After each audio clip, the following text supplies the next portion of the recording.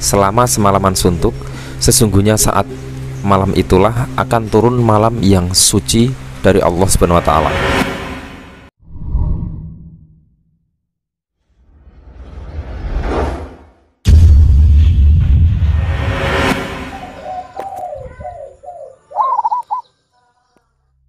Assalamualaikum warahmatullahi wabarakatuh.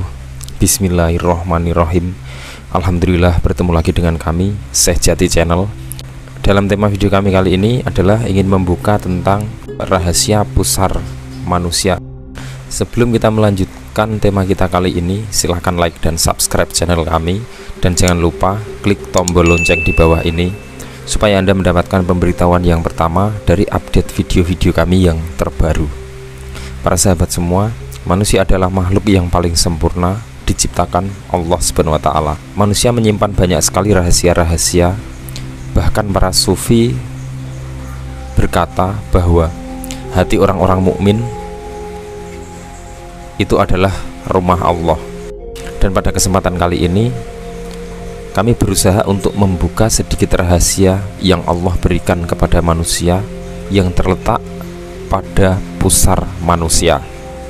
Silahkan like dan subscribe channel kami, dan jangan lupa klik tombol lonceng di bawah ini. Terima kasih. Saat manusia masih dalam kandungan, pusar ini sangat penting peranannya, karena dari jalur inilah yang menyalurkan makanan dan oksigen ke janin.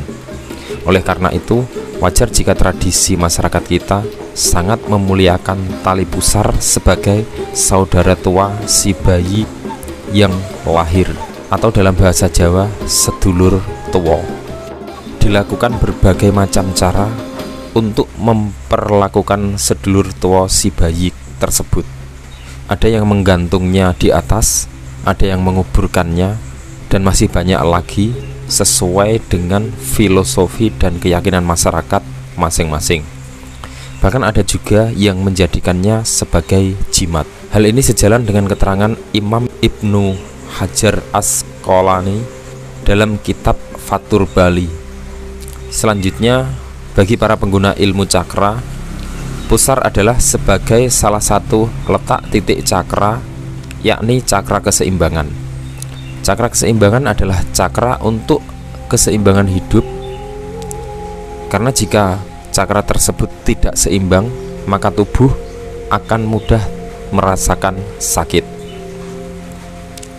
Menurut mazhab Syafi'i, bahwa mengubur bagian dari tubuh manusia seperti kuku, rambut, hukumnya adalah sunnah, karena benda-benda tersebut adalah bagian dari tubuh manusia. Imam Ibnu Hajar Asqalani juga menukil dari sahabat Ibnu Umar bahwasanya sahabat Ibnu Umar mengubur rambut dan kukunya setelah dipotong, karena ditakutkan berpotensi untuk disalahgunakan oleh para tukang sihir saat itu. Akan tetapi, dalam mensikapi hal ini, kita tidak boleh berkeyakinan di luar yang tidak pernah dicontohkan oleh Rasulullah SAW. Misalnya dengan mengubur dan memberi lampu, mengubur beserta barang-barang tertentu, menggantung di rumah, atau bahkan dijadikan jimat dan lain-lain. Allah Subhanahu wa taala berfirman di dalam surat Al-Baqarah ayat 170, dan apabila dikatakan kepada mereka, ikutilah apa yang telah diturunkan Allah, mereka menjawab, tidak, kami mengikuti apa yang kami dapati dari nenek moyang kami melakukannya. Padahal nenek moyang mereka itu tidak mengetahui apapun dan tidak mendapatkan petunjuk. Kalau di sini hanya sekedar menghormati adat dari pendahulu kita, itu boleh-boleh saja. Tapi ketika ada perasaan atau anggapan bahwa dengan meyakininya bahwa jikalau tidak melakukannya, maka akan terjadi sesuatu yang bersifat mistis, terganggu oleh setan atau makhluk halus lain dan sebagainya. Mindset seperti inilah yang harus benar-benar segera dirubah dengan mindset kebenaran. Para sahabat semua, mengenai tali pusar, ternyata tradisi seperti ini tidak hanya ada di Indonesia saja, tetapi di daerah Mesir, Lebanon, Suriah, dan daerah lain juga meyakini hal tersebut memiliki kekuatan khusus.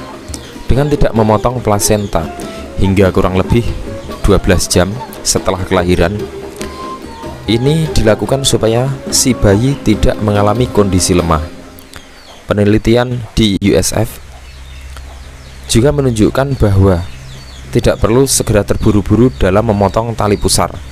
Ini memungkinkan masih banyak sel-sel makanan yang tertransfer dari ibu ke bayi, dan dengan menunda memotong akan memiliki banyak manfaat buat si bayi. Ini bisa melindungi anak dari berbagai macam penyakit seperti pernafasan, paru-paru, dan penyakit dalam lainnya. Sementara itu di tali pusar inilah satu tempat dari sel puncak. Sel puncak adalah sel induk yang memiliki kemampuan untuk merubah menjadi berbagai macam sel. Satu-satunya sel dalam darah yang mampu meregenerasi tipe sel baru. Sel tersebut adalah diberikan oleh Allah Subhanahu wa Ta'ala kepada si bayi dari lahir untuk menyembuhkan dirinya sendiri. Sel tersebut diantaranya terkandung di dalam cairan ketuban dan pusar ketika bayi dilahirkan. Beberapa penyakit bisa diterapi dengan sel puncak ini dengan cara mengaksesnya. Para sahabat semua, kali ini mari kita masuk pada putusnya tali pusar bayi setelah dilahirkan. Di dalam bahasa Jawa ini dikenal dengan puputan atau putusnya tali pusar sang bayi secara normal.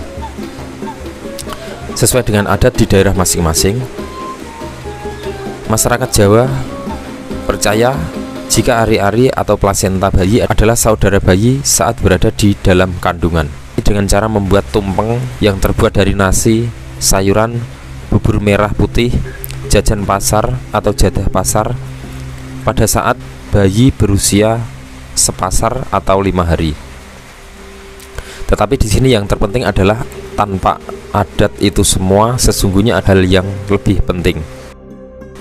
Pada saat para orang tua mengadakan acara selamatan dan tetap terjaga, tidak tidur semalam suntuk, dan bergantian menimang dan menunggui selama semalaman suntuk, sesungguhnya saat malam itulah akan turun malam yang suci dari Allah Subhanahu wa Ta'ala. Saat malam itu, setelah putusnya tali pusar sang bayi, untuk seseorang yang memiliki hajat, ini bisa digunakan untuk berdoa. Gunakanlah malam yang suci tersebut untuk berzikir dan berdoa. Lakukan sebanyak 7 malam dengan mencari sebanyak 7 anak puputan dengan waktu yang tidak terbatas. Insya Allah, dengan melakukan zikir atau berdoa pada malam-malam suci sebanyak 7 malam puputan pada 7 puputan bayi, insya Allah Allah Subhanahu wa Ta'ala akan mengabulkan doa dan keinginan di malam-malam suci yang diturunkan oleh Allah Subhanahu wa Ta'ala. Itulah salah satu rahasia malam suci yang diturunkan Allah Subhanahu wa Ta'ala kepada kita. Wallahu a'lam bishawab. Wassalamualaikum warahmatullahi wabarakatuh.